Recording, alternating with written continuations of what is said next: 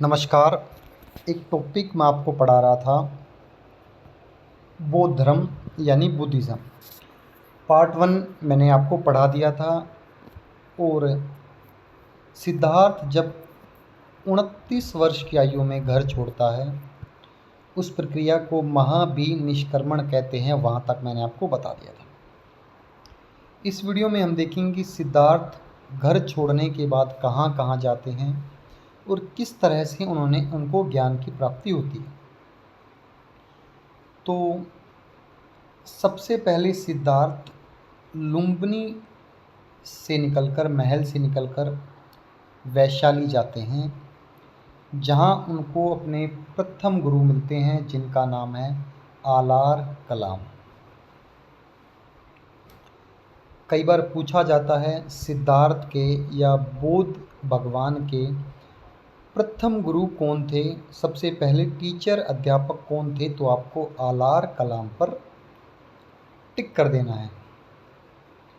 सिद्धार्थ वहाँ पहुँचते हैं और आलार कलाम को बताते हैं कि मैं सत्य का ज्ञान करना चाहता हूँ कि इस विषय में सत्य क्या है, दुख क्यों होते हैं, उनका निवारण क्या है, ये सब जानना चाहता हूँ। तो आलार कलाम ने उनको योग तथा ध्यान की शिक्षा सिखाई।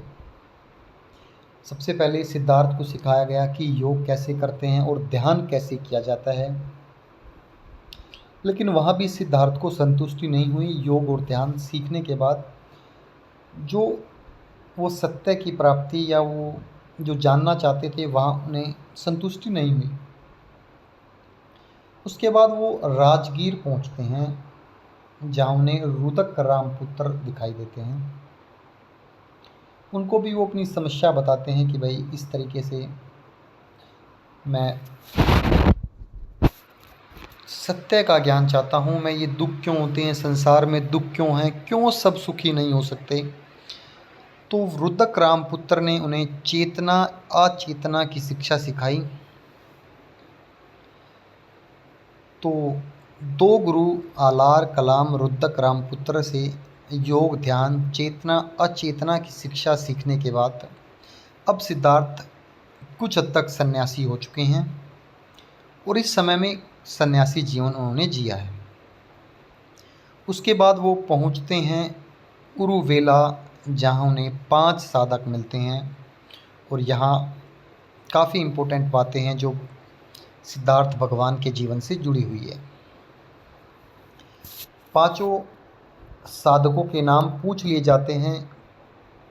कोनिडय, जिसे कोंडिय भी कहा जाता है, वप्पा, भादिया, महानामा, असागी। 5 साधकों से सिद्धार्थ मिलते हैं और उनसे बातचीत करते हैं। तो 5 साधकों की अलग अलग राय थी।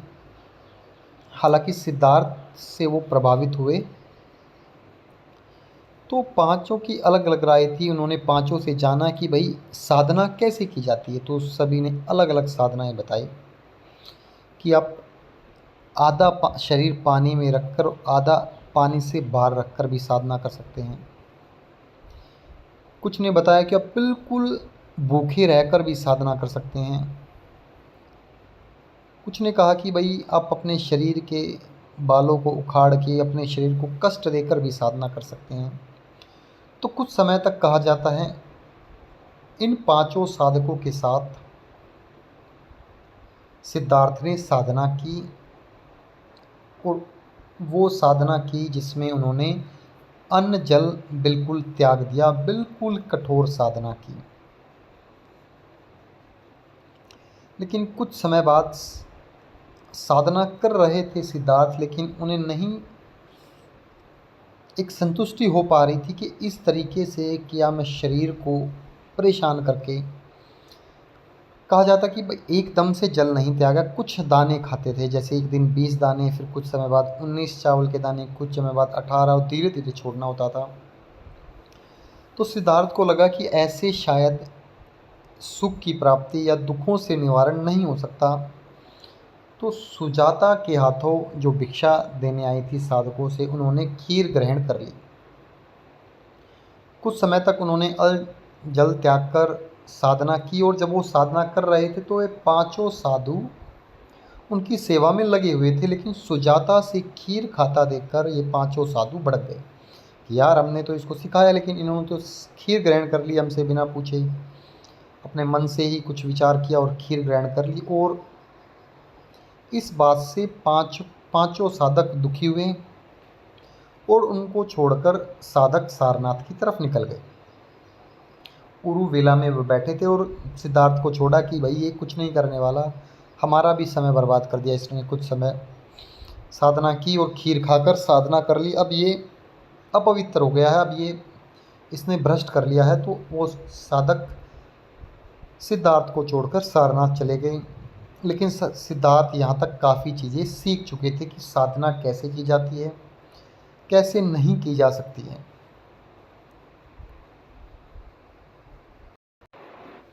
उसके बाद सिद्धार्थ दर दर घूमते रहे और 6 वर्ष बाद जब से वो घर से निकले थे, 29 वर्ष की आयु में इन्होंने ग्रह त्याग कर दिया था, जिस प्रक्रिया को महाभिनिष्क्रमण प्रक्रिया कहा गया, जिसका चिन्ह घोड़ा है। तो 6 वर्ष जब उनको घर से निकले हुए थे, 35 वर्ष की आयु में, वैशाख की पूर्णिमा की रात को एक जगह है बिहार में, बोध गया, जिसको बाद में बोध गया कहा गया, वो जगह गया नाम से फेमस थी। तो वैशाख की पूर्णिमा को रात निरंजना नदी के किनारे पीपल के पेड़ के नीचे बोध गया बिहार में सिद्धार्थ को ज्ञान की प्राप्ति हुई, और उसी दिन से सिद्धार्थ बुद्ध भगवान कहलाए। काफ़ी पुस्तकों में लिखा है कि 45 दिन बैठने के बाद उनको ज्ञान की प्राप्ति हुई। काफ़ी पुस्तकों में लिखा है 6 वर्ष के बाद ज्ञान की प्राप्ति हुई। लेकिन आपको ये स्थान जरूर याद करना है, बोध गया बिहार, जो बाद में बुद्ध भगवान के नाम पे रखा गया है। और वैशाख की पूर्णिमा की रात आएगी। देखिए, वैशाख की पूर्णिमा की रात थी जब राहुल का जन्म हुआ, सिद्धार्थ का जन्म हुआ। और वैशाख की पूर्णिमा की रात को ही सिद्धार्थ को ज्ञान की प्राप्ति हुई थी। उसी दिन सिद्धार्थ भगवान बुद्ध भगवान में परिवर्तित हुए। उसी घटना की वजह से सिद्धार्थ को बुद्ध भगवान कहा जाने लगा। उसके बाद सिद्धार्थ उठते हैं जब उन्हें लगता है कि अब मुझे ज्ञान की प्राप्ति हो गई है, तो वो पहुंचते हैं उन्हीं पांचों साधुओं के पास जो उनको छोड़कर सारनाथ निकल गए थे। कहा जाता है सारनाथ बैठे पांचों साधकों ने दिख गया था कि सिद्धार्थ आ रहा है, लेकिन हम सिद्धार्थ का स्वागत नहीं करेंगे। उनके मन में चल रहा था, पांचों के मन में, कि हम सिद्धार्थ का स्वागत नहीं करेंगे, क्योंकि जो इसको हमने कहा था वो ये तोड़कर चला गया था, खीर खाकर चला गया था। लेकिन फिर जैसे ही सिद्धार्थ निकट आते हैं, उनको सिद्धार्थ का तेज ज्ञान कहा जाता है दिखाई देता है। एक चेहरे पर एक अजब सौंदर्य दिखाई देता है, जिससे वो बिना किसी को कहे पांचों उठ जाते हैं और सिद्धार्थ का स्वागत करते हैं, उनके पैर छूते हैं। और सबसे पहले ज्ञान की प्राप्ति के बाद सारनाथ जाकर इन्हीं 5 साधुओं को बुद्ध भगवान ने शिक्षा दी। इसी को धर्म चक्र प्रवर्तन कहा गया। देखिए, 2 प्रक्रिया मैंने सिद्धार्थ से जुड़ी है वो आपको बताई है। पहली मैंने आपको बताई है कि भाई महाभिनिष्क्रमण, जब सिद्धार्थ ग्रह त्याग करते हैं। ज्ञान की प्राप्ति के बाद सारनाथ जाते हैं, सारनाथ भारत के अंदर है, पांचों साधुओं को शिक्षा देते हैं, उसको धर्म चक्र प्रवर्तन कहा गया। प्रथम शिष्य उन 5 को साधकों में से कौंडिन्य सबसे ज़्यादा बुद्ध भगवान से प्रभावित हुए और उनको गुरु मान लिया गया।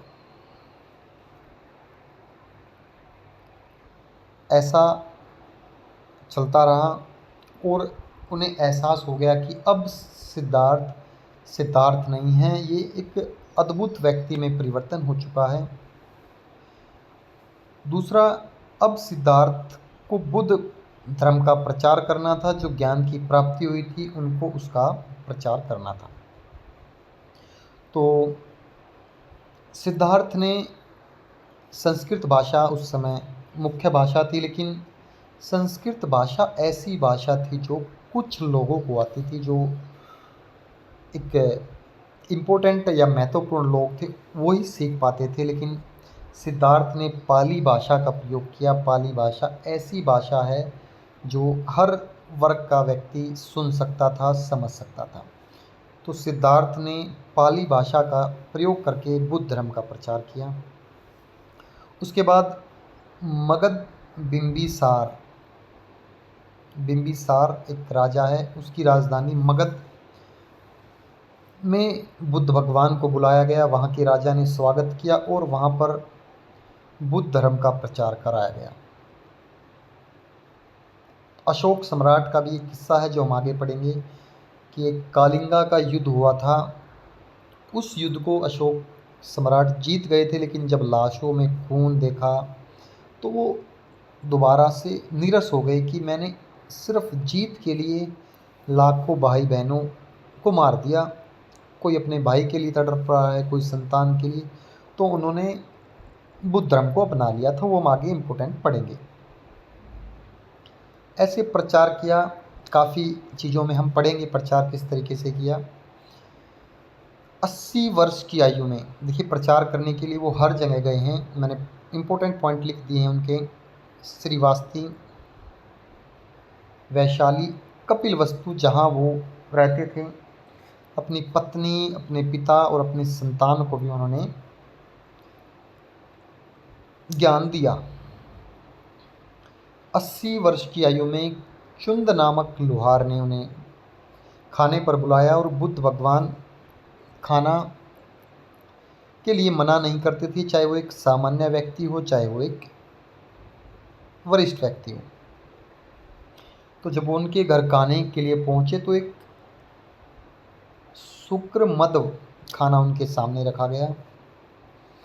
कुछ किताबों में लिखा है कि एक पिग, सूअर के मीट से बना एक व्यंजन है। कुछ किताबों में लिखा है कि एक वेज व्यंजन है। लेकिन इतना जरूर लिखा है कि सिद्धार्थ को पता चल गया था कि इस खाने में कुछ है, या इस खाने के बाद मेरी मृत्यु होने वाली है। तो उन्होंने शुक्र मदव को कहा कि भाई आप बाकी व्यंजन खाए, इस व्यंजन को मैं अकेला खाऊंगा। और वो व्यंजन खाने के बाद निकले वन की तरफ। कुशीनगर में उन्होंने वो खाना खाया था और 80 वर्ष की आयु में उनकी शुक्र मदव यानी एक लोहार द्वारा अर्पित भोजन खाने से मृत्यु हो गई। इस घटना को महापरिनिर्वाण कहा गया है और इस घटना के दिन भी वैशाख की पूर्णिमा की रात थी। जब गौतम बुद्ध पैदा हुए वो भी वैशाख की पूर्णिमा की रात थी। ज्ञान की प्राप्ति हुई वो भी वैशाख की पूर्णिमा की रात थी। और मृत्यु जब हुई वो भी वैशाख की पूर्णिमा की रात थी। और इस घटना को महापरिनिर्वाण कहा गया है। 3 घटना बुद्ध भगवान से जुड़ी गई है। महाभिनिष्क्रमण, जब उन्होंने घर को त्याग दिया था। कुछ समय बाद उन्हें ज्ञान की प्राप्ति हुई जिसको धर्म चक्र प्रवर्तन कहा गया, लेकिन मृत्यु को महापरिनिर्वाण कहा गया। कुछ समय तक यही रहा कि कुछ गुरु उनके शिष्य थे, उन्होंने कहा कि भाई हम बुद्ध भगवान का अंतिम संस्कार करेंगे। कपिलवस्तु से महाराज ने कहा कि अरे बुद्ध भगवान, सिद्धार्थ तो हमारी संतान है, हम अंतिम संस्कार करेंगे। ऐसा काफ़ी दिनों तक चला रहा, लेकिन 7वें दिन मल्लों द्वारा वहीं पर बुद्ध भगवान का अंतिम संस्कार किया गया। लेकिन उनकी अस्थियों को बराबर 8 भागों में बांटकर ले जाया गया। कपिलवस्तु ले जाया गया, मगध ले जाया गया, वैशाली ले जाया गया और वहाँ पर 8 स्तूपों का निर्माण कराया गया।